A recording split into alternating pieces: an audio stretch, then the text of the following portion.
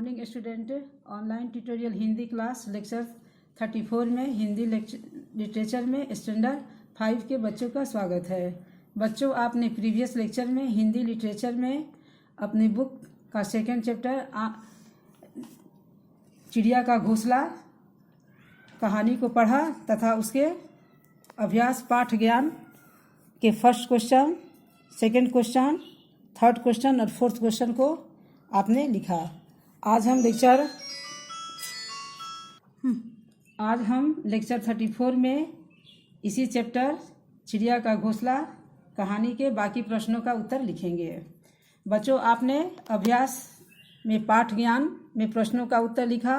आज आप भाषा ज्ञान पढ़ेंगे। इसमें आपका पहला क्वेश्चन है, रंगीन शब्दों के लिंग बदलकर वाक्यों को पुनः लिखिए।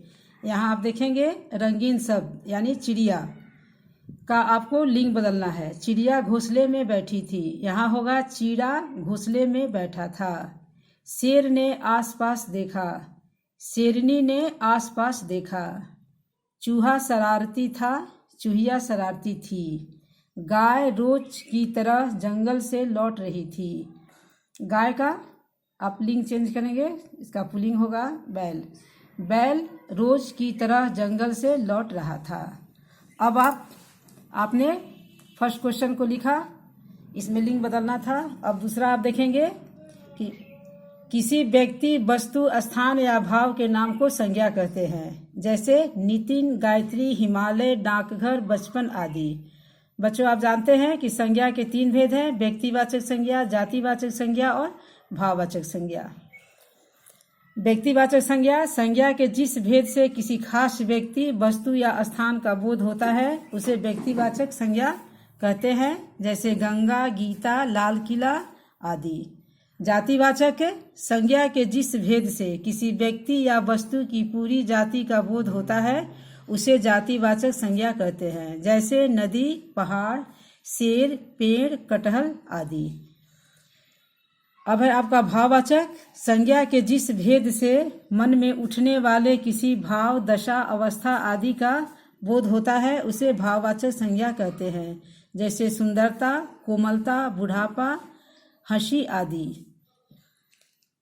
अब इसी पर आधारित आपका यहाँ क्वेश्चन है, निम्नलिखित वाक्यों में संज्ञा शब्दों को रेखांकित करके उनका भेद लिखना है। आपका क है, अंकित ने घबरा कर इधर उधर देखा।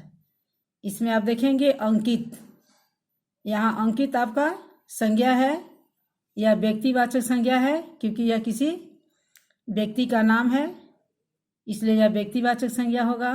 ख में, कुछ दिन पहले चिड़िया ने अंडे दिए।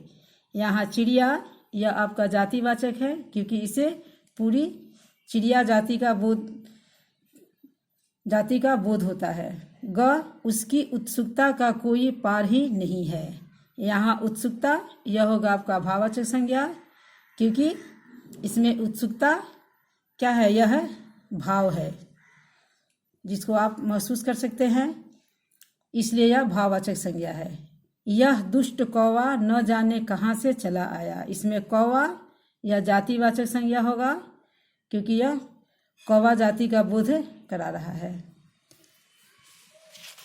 आप भाषा ज्ञान में क्वेश्चन नंबर 3 देखेंगे। निम्नलिखित वाक्यों में कुछ मुहावरे छिपे हैं, उन्हें पहचान कर रेखांकित कीजिए एवं उनके अर्थ लिखिए।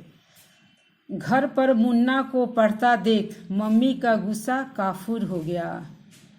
मम्मी का गुस्सा काफूर हो गया, यहाँ गुस्सा काफूर हो गया, यानी ये मुहावरा है, इसका अर्थ हो गया गुस्सा गायब हो जाना।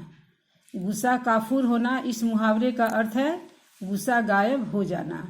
जिस पर ईश्वर की कृपा होगी उसका कोई बाल भी बांका नहीं कर सकता, यानी बाल भी बांका नहीं कर सकता। ये मुहावरा है जिसका अर्थ होगा हानि न पहुंचा पाना।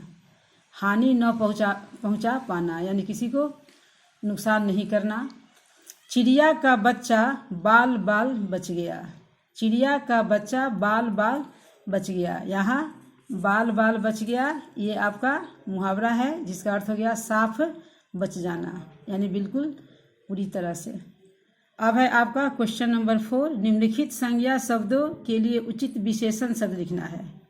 यहाँ आपका विशेष यानी संज्ञा दिया हुआ है, उसके पहले आपका विशेषण यानी जो इसकी विशेषता बताए। जैसे यहाँ पर आप लिखेंगे खजाना है, तो आप अपने पाठ के अकॉर्डिंग बड़ा खजाना, बात है तो छोटी बात, तमाशा नायाब, नायाब का अर्थ होता है अनोखा। यहाँ बच्चा छोटा बच्चा, कौवा है इसके पहले विशेषण होगा दुष्ट कौवा, अंकित है इसके पहले प्यारा अंकित। यहाँ श्रुतलेख है बच्चों शाम, नायाब, दुष्ट, फुर्सत, दफ्तर, रुआसा, शरारत। आज अपने लेक्चर 34 में आपने सेकेंड चैप्टर चिड़िया का बच्चा कंप्लीट किया। नेक्स्ट लेक्चर में नेक्स्ट चैप्टर के साथ हम मिलेंगे। आज के लिए धन्यवाद।